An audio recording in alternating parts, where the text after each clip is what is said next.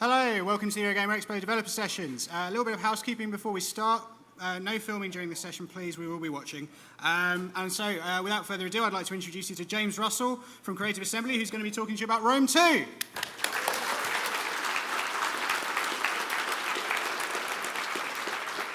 Hi there. Can everyone hear me okay? Yeah, great. So, yeah, my name's James Russell. I'm the lead designer for the Total War series at Creative Assembly. And today I want to talk briefly about our latest project in development, which we recently announced, which is Total War Rome 2. And I also want to share some of the crazy lengths that we have to go to make a video game on this kind of scale these days. And of course, we're also, with Al's help over there, going to show you some live code of Rome 2 running our Siege of Carthage historical battle. And at the end, hopefully, we'll have time for some questions. So why are we doing Rome 2? Well, by the time we release Rome 2, it's going to be 9 years since the release of original Rome. So that's a long time, nearly a decade. And it's definitely the kind of most requested title from us. All the fans, all the players wanted us to make Rome 2. It's the game that we want to make. The development team's really, really excited to be working on this massive game project. And we're determined to make Rome 2 the best Total War game we've ever made. And I think, the ancient world really is the ultimate empire-building era.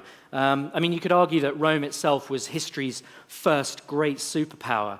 And I think there's something uniquely evocative about the look and feel of Rome and her legions. And I think that's part of the enduring appeal of the era in so much popular culture.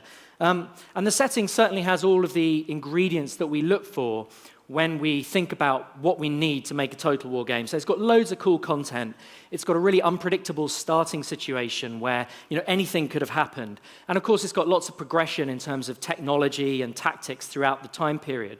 And those are the things that we look for.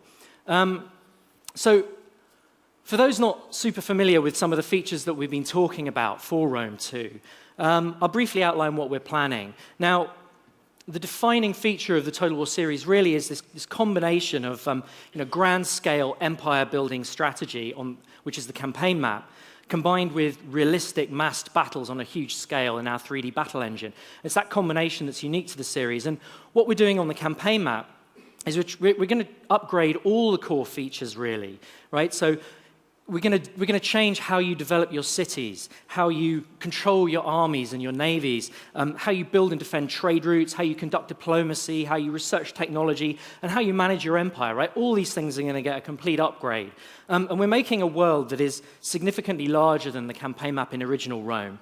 So we've got an evocative ancient world setting with just a huge variety of different cultures, different fighting styles, different environments. And you've got barbarian tribes in the northern forests. You've got exotic kingdoms in the eastern deserts.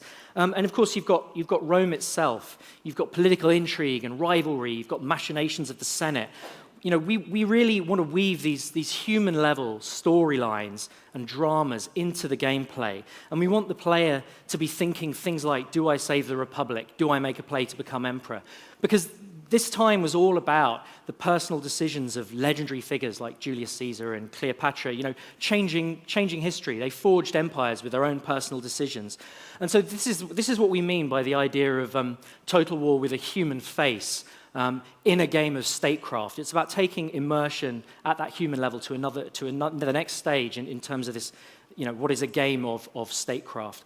Now, when armies clash on the campaign map, you go down and you fight a battle in our massively upgraded 3D battle engine. And on the battlefield, I think what's unique about the Total War series is this spectrum of scale that you've got, right? You zoom in and you see individuals fighting their guts out, really close up, brutal combat, and then you zoom out and you see it played out across thousands and thousands of soldiers on a massive scale. And in Rome 2, what we want to do is push both ends of that spectrum.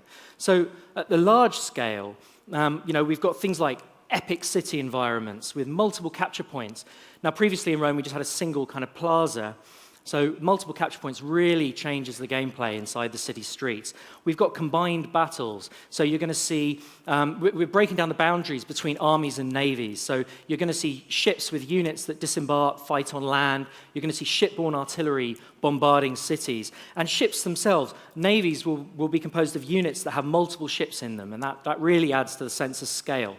So, you know, we're really pushing that sense of epic scale, and we've got a massively enhanced graphics engine, we've got new lighting systems, new particle systems, and you'll see some of the embryonic progress that we've made in that. And close up, we really want to take it to the next level as well. So we want the men to feel more human, more lifelike, more real. So we're putting in things like facial animations, emotional interactions. So, you know, we don't want the men to feel like robots. If a guy dies next to me or takes an arrow shot, I'm going to react to that. Right? That's all about really getting the men to feel more human, and we're wanting to put unit link cameras down in the action to really make you feel like you're in the battlefield, that you're really there. We want combat to feel really much more brutal and more visceral than we've done before. We really want to get that sense of the kind of Roman meat grinder style, and I'll show you a little bit about how we're doing that. But this is part of a darker vision of war. This is what we mean by the idea of total war with a human face on the battlefield. And I think you reinforce that human level stuff with the epic scale. And I think you can see that our goal for Rome 2 is to deliver some of the most spectacular sights you've ever seen in a computer game. And I think we've still got a year of hard work, and I think we can deliver that by the time we release. But I also want to give you some sense of some of the work we're doing to make Rome 2 so special, and at the same time give you a little bit of an insight into the strange world of making games. Because, a video game, any video game, is an amazing thing, right? Games are arguably the most sophisticated and complex forms of software out there these days. And, the source code, a lot goes into it. Now, the source code itself for Rome 2 is so far getting on towards 3 million lines of code. So if you stack screens up, you'd have to get roughly to 5 times the height of Mount Everest before you can display the whole source code in a list there. But of course, code is not content, right? Code is just instructions. And the code needs data. It needs assets like models, textures, sounds, and it also needs design parameters to steer how the code works. So, there's a ton of stuff to do here. And, I could keep expanding this out to show you. I mean, there's just thousands upon thousands of tasks. And we've got over 100 people working on the game. It's a huge amount of effort. And, of course, before we even start the development process, we have to, we have to design the game. We have to design how we want each of these elements to behave. Now, an analogy that we like to use is that designing a game is, in some ways, a little bit like designing a bridge. So a great, elegant design combines beautiful form with robust function. Now, anyone who's seen a picture, anyone who's ever seen a bridge can draw a picture of a bridge and call it a design, right? And it may even look good. But to actually make something, to actually create a working and effective construction, you need a huge amount of design engineering, right, underneath that. So to give you a very, very quick glimpse of the game, this is what it looks like on the surface, and we'll show you it in more detail in a moment. But this is what the player sees, right? Obviously, does not what the player hears, because this doesn't have any audio in it. But this is the surface level. This is what the player sees. But what's involved with actually making that happen? Well, if we take a look at the wiring under the floor, this is what Rome 2 looks like with all that display artifice stripped away. So the men are those little gray cylinders there in unit groups. And under the hood, what the code's doing here is it's controlling each man's position and state. It's calculating paths for every unit and for every man within each unit across all these thousands of men. It's plotting the course of thousands of projectiles. That's what those little red trails that you saw there, that's what those are. They're arrow trails there. It's constantly analyzing and resolving collisions between many different classes of objects. And it's also processing thousands of attacks, thousands of combat attacks happening at the same time. And of course, it's doing much, much more than this. Those yellow lines there is the building logic, which all has to get collision checked to make sure that arrows aren't intersecting it and so on. And that's not even mentioning the graphics code, right? the graphics code's calculating how light from different sources is hitting different surfaces at different angles for millions upon millions of seething polygons. It's processing where shadows are and what type of surfaces and angles they're falling on. And it's triangulating all this into a single frame to display on your monitor, depending on where the camera is. And of course, it's doing that many, many times a second. So, each one of those units that you saw has hundreds of design parameters. And that's not just the unit stats that the player sees, things like armor and attack and defense. The designer also has to specify loads of other properties, like, for instance, the spacing between the men in different formations, the officer types, the running speeds, the acceleration on different terrains. So with over 100 parameters for each unit and many hundreds of units, that actually makes tens of thousands of data items that the designer has to enter and balance and specify to really shape how the units behave. So it's a hell of a lot of work. So we have lots of meetings to discuss some of the relationships between these numbers. And actually, this is one of my favorite questions that I ask when I'm interviewing prospective designers for a job. It's a simple question about bonuses. And I ask, what are the implications of using an additive bonus versus a multiplier bonus, right? So what I mean by that is, if I'm above the enemy that I'm attacking, should the height advantage give me, I don't know, a +2 bonus to my attack, or should it give me a +20% bonus to my existing attack stat? Now, a fixed bonus obviously means that it's going to have a much bigger effect on weaker units. I'm not trying to say there's a right answer, right? This is the kind of thing that we discuss every day. As designers, we have to design how we want the system to behave, because the implications there are severe gameplay implications depending on the choice that we make. This is the kind of thing that is fundamental to understanding this is the kind of thing that's fundamental to being a hardcore player, let alone a professional designer. Another example of how we need to think about the numbers as designers, we can plot things like unit cost against unit power. So, and it might look like something like this. So the more expensive units tend to be more powerful. That's all good. We can plot a line for that. Okay. And we can say, well, maybe that unit above the line is overpowered, right? It's more powerful than its cost in the game would suggest. Maybe the unit below the line is underpowered. It's cheaper. It's less powerful, rather, than its cost would suggest. Now, that's fine, but as designers, we need to think about how we want that curve to look. Do we want a straight line? Maybe we want diminishing returns to help balance the end game, right? To make it a bit harder to get really powerful units. But maybe we want the opposite. Maybe we want an increasing return. Now, why might we want that? Well, in reality, it takes a lot of investment to get high-level units into the battlefield, right? It's not just the money. You've got to have high-level buildings. You've got to have high-level technologies. So that's why we might want an increasing return, to give the player a reward for that. But more importantly, if you have a diminishing return, why wouldn't a rich player that's got lots of money in the game, he would just build lots and lots of cheap units, and that's his way of getting the most power onto the battlefield. So there's not necessarily a right answer here. I'm just showing you the kinds of things that we have to think about as designers. But that's just the numbers. There's a lot more changing that bare bones framework I showed you to the finished product. And for battles, obviously, a big chunk of that work is actually making the thousands of soldiers that you see fighting. So to make a soldier, what the artists do is they create the 3D geometry, and then they create the textures, the color surfaces that get wrapped around that geometry to make the final model. And the textures look a bit weird because they're not normal sort of projections of 3D objects onto 2D that we're used to seeing. They've got to get wrapped around the circumference of the head there. And you can get some pretty weird results if you make mistakes mapping the texture to the geometry, as you can see from this rather weird bug from Shogun 2, which is quite hideous.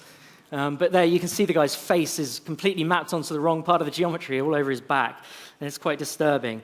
So if we take a little look at this process,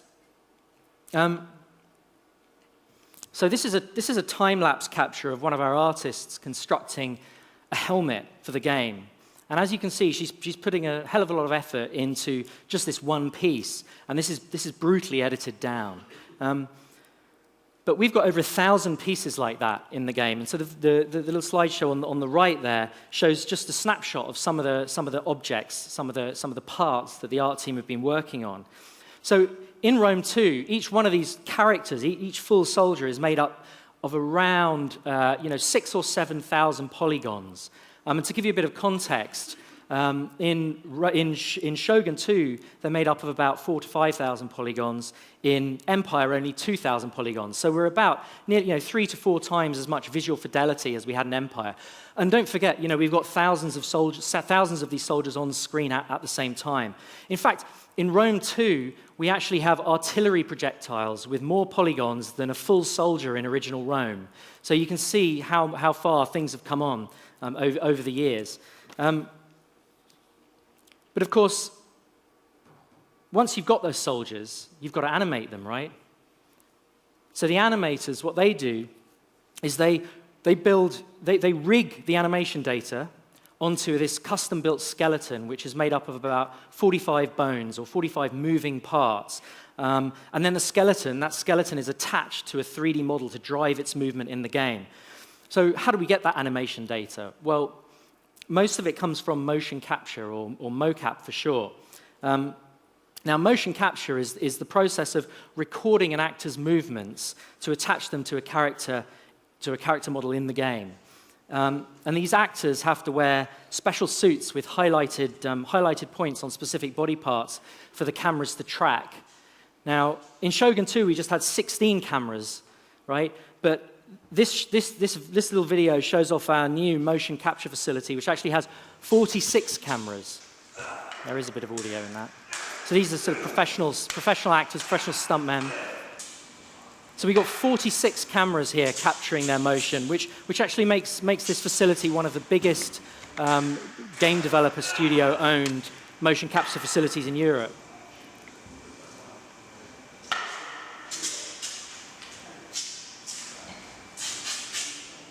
So that facility can actually record up to 5 actors moving simultaneously. So it's really, really important to put it to good use. And we've got a couple of guys at the studio who make a great series of community videos called Rally Point, which you can check out on YouTube if you haven't. And we gave those guys free use of this new state-of-the-art mocap facility for the afternoon to show the player community how mocap worked. And this is what they did. I apologize.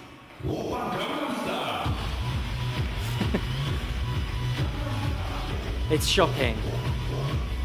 This is how they demonstrate our new facility.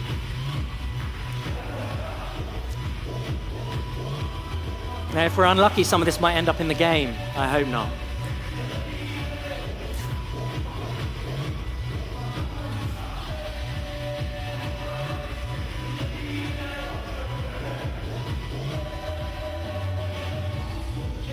Sigh. That's all I can say.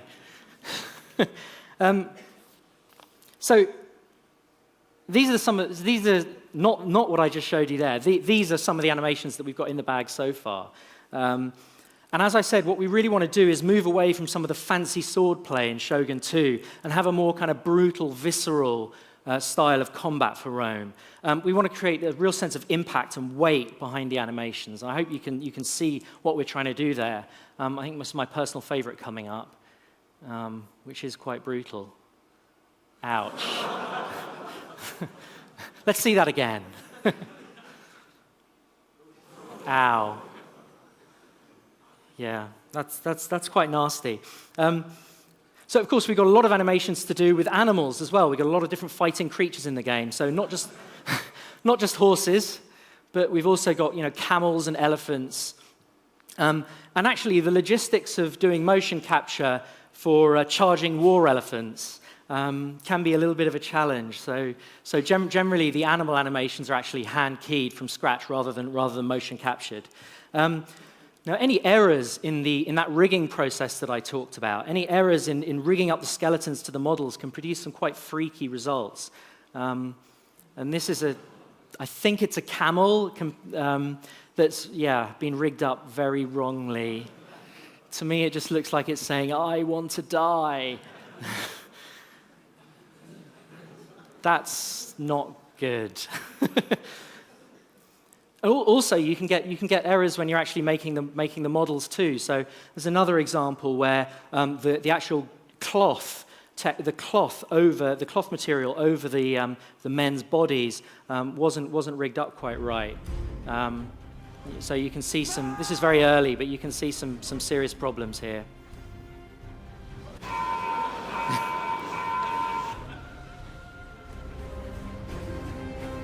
Yes, we call this the bum bug. Yeah. So I think we fixed that now, so hopefully it won't be in any of the code that Al's going to show us. So look, with 4,000 animations, which is what we've got planned for the game, there's a lot of complex code to control where and when each of the animations plays on all the thousands of soldiers that we've got in battle. And this diagram just shows you the complexity of the linkage rules that govern how each animation is linked to each other animation via so-called transition animations, right? So a transition animation, imagine if you've got a model doing a walk animation, right? And then you order it to run. Now, it would look really bad if it popped immediately into a full, that's not a very good attempt at a full run animation, but if it popped immediately into a full run animation, it would look pretty bad. And I'm not just talking about gradual acceleration of the movement. You've actually got to have like a special walk to run animation. You've got to have a run to stop animation. And this shows you the complexity of how we have, how we have to link up in the code all these different animations to each other. It's a lot of effort. But sight is only one part of this. Sound is critical too, and sound is really, really important in terms of delivering immersion and emotion in the game. So, and our audio guys put enormous effort into making the game soundscape. They sample tens of thousands of different sound effects. So this might sound just like an army marching along and fighting.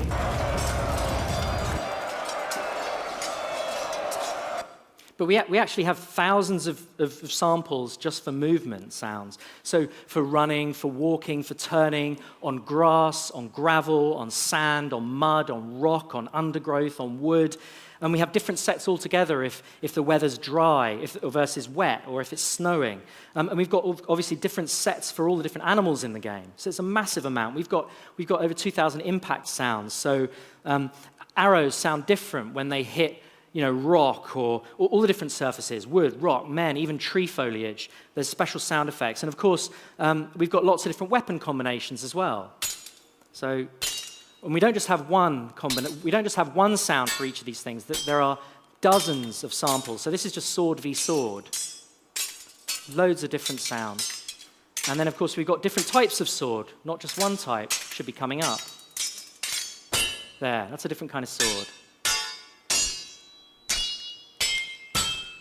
Quite therapeutic. We got thousands of different vocalizations in the game. I wonder if anybody can guess what this is. Anybody like to hazard a guess?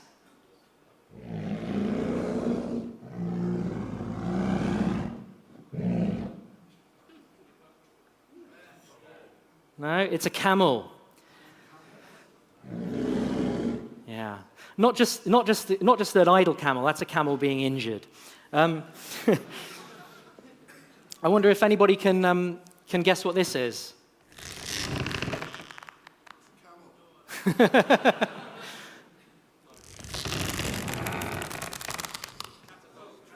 Catapult, that's it. It's a catapult being pulled back. Very good. I think that's enough catapults. So this is actually how we go about capturing some of these sounds. And this is recorded at Pinewood Studios just last week. Destroying some Roman armor there, getting some glancing blow sounds, then some armor penetration sounds. So this is all being recorded in the studio. And these guys, they put a lot of effort into it. They really suffer for their art, as you'll see in a second. He's really suffering, but the guy on the right looks like he's having a great time. Yes, that is suffering for your art. Of course, when you play the game, right, the sounds feel like they're coming from somewhere. So the game needs to know where in 3D space to play each sound sample, and much of that is actually done by linking sound events to animations. So what you can see here is just a bit of capture of the guy actually marking there the elephant's foot, and actually when the foot lands in that animation, attaching a specific sound file for the footstep, like the elephant footstep. And we go to great lengths to make sure that this all works. And some of the more complex animations, some of the matched combat animations, have loads of different sound effects, which you'll see. So the location of the animating model in the battlefield and the location of that sound event within the animation space combines to create the 3D point at which the sound is played by the code. And we need to do all of that to make it sound convincing as you're moving your camera through this thick melee. We want to make sure that it sounds absolutely convincing and immersive.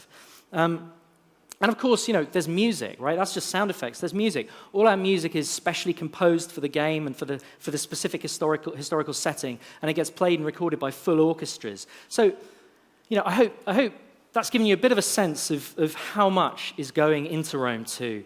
And of course, we've only just scratched the surface. I could go on all day. I mean, I could talk about all sorts of things like the effort that goes into making the environments and the buildings for all the different types of cities, barbarian settlements and eastern settlements. I haven't even mentioned things like the vast array of text that needs to be written for the game. So it's actually over 500,000 words, so that's well over the size of the Lord of the Rings trilogy, right? And most of that, a lot of that, gets recorded as spoken voiceover by up to 100 different actors. So it's a massive effort.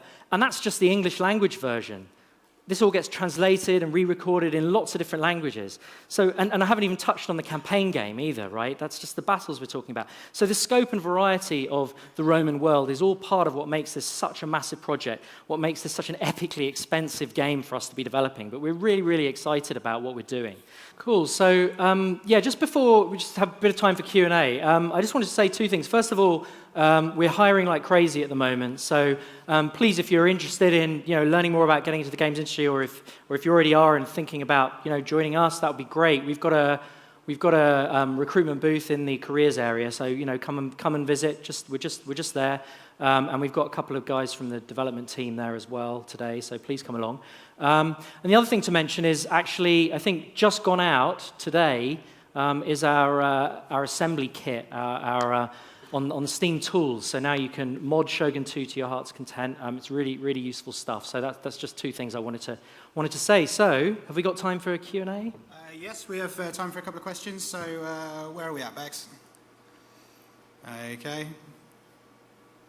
Chap over here. Hello. Hi. Hi. It's a lovely game. My question is, how many factions would you be putting into the game and will all be unlockable? The one thing I didn't like about Rome, the first one, was that some of them were not allowed, were not playable. Right.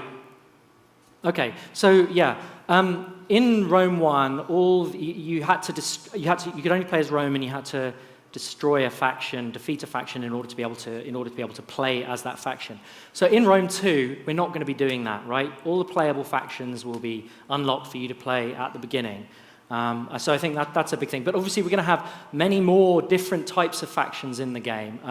We haven't confirmed the exact number of playable factions that we're going to have, but they'll absolutely all be unlocked right from the start. Over here. Hi. Hi. Previously, some of your games have required for PCs to be at their absolute maximum when they've come out. So for people who obviously can't afford to upgrade their PCs every time one of your games comes out, how will Total War 2, Rome 2 vary in this? Well, I think we understand that gaming is changing. A lot of people want to play games, big games on their laptops. So what we are determined to do is try and have our cake and eat it, right? So our goal is to keep the minimum spec for Rome 2 the same as it was for Shogun 2. So that's our intention, is to not let the minimum spec creep up. But at the same time, we obviously want to make a game that takes advantage of all of the new features of new graphics cards and so on. So we basically want to make sure that the game scales. So you don't have to have a massive rig to play it, but if you do have a massive rig, it's going to look amazing. So that's what we want to do. Okay, there's one here in the middle. Well, I can't.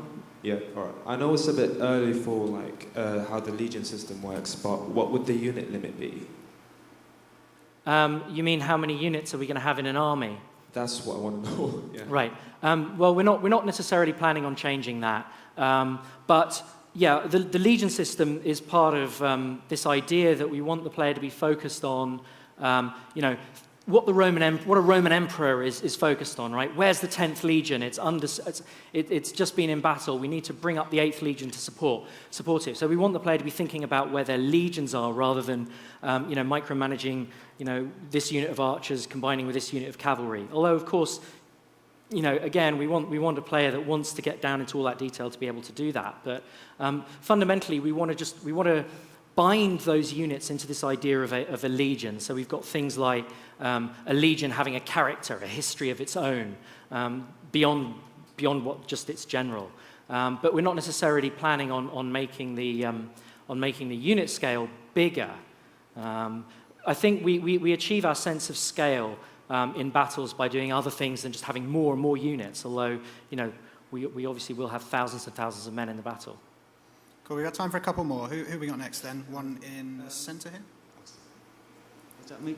Oh, cool. I heard previously that they didn't come to consoles because it was a tech problem rather than control. So with new systems coming up soon, do you have dev kits? What's your thoughts on that? Well, yeah, I think certainly, yeah, the memory requirements would make it quite challenging to do Total War on a console.